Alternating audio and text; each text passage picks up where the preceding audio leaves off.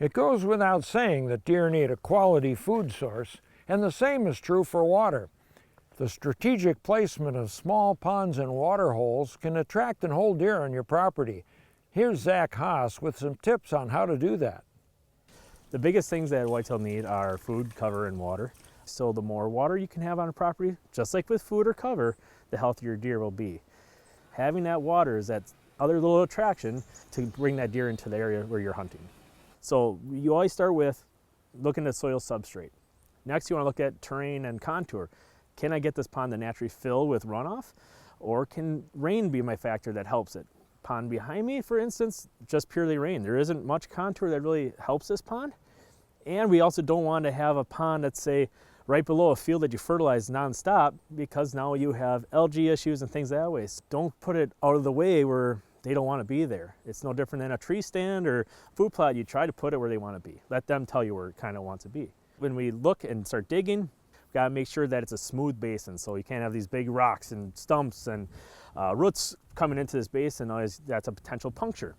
We try to get what's about a 3-to-1 to 4-to-1 slope. So what that means is for every 4 feet of water we go out, a foot of depth occurs. Now what we do is we take first some fabric. So it's actually just a landscape fabric that we lay down across the basin.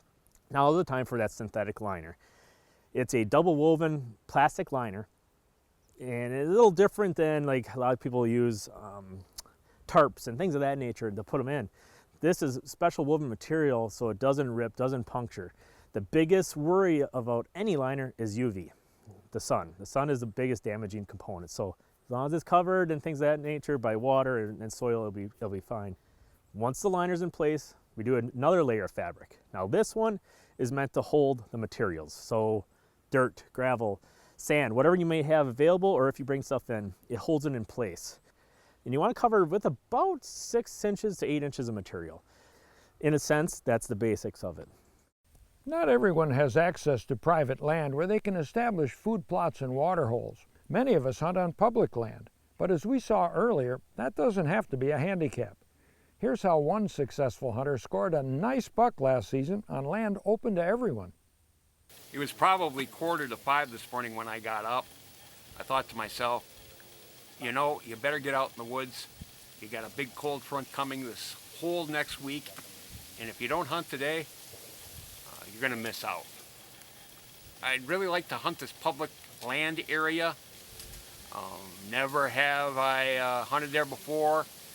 I saw a car deer accident there about 2 or 3 weeks ago. An 8-point buck was hit by a vehicle. So I thought this would be a good area maybe to try hunting from the ground and maybe getting a shot at a buck. I went in where there was a tree and I drug some brush in around me that had fallen in the area, and I made a little nest and I sat there. Got my grunt call and gave a series of grunts.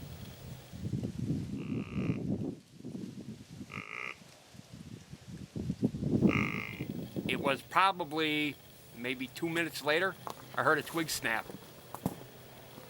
And it was a buck, caught the movement that I had made, but still couldn't make me out with the snow camo on. It started moving through the field again, and at that point, I thought I better take a shot. I had to shoot between 2 trees. I actually had to cant the bow so I could shoot through the trees. I made the shot. I heard that hollow thud you hear when an arrow impacts. So I knew I made a hit. How good it was, I wasn't sure. So I waited 10-15 minutes before I actually went out and I checked for blood.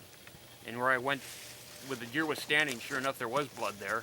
I backed out, sat in my stand for another half hour, 45 minutes, then went back and checked again, and sure enough, the blood trail got heavier and heavier.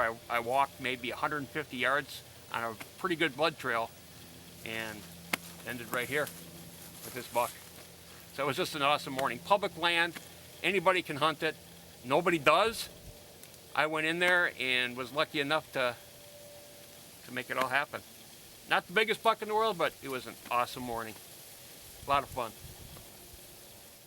The Mentored Hunting Program allows hunters of any age to obtain a license and hunt without first completing a hunter education course.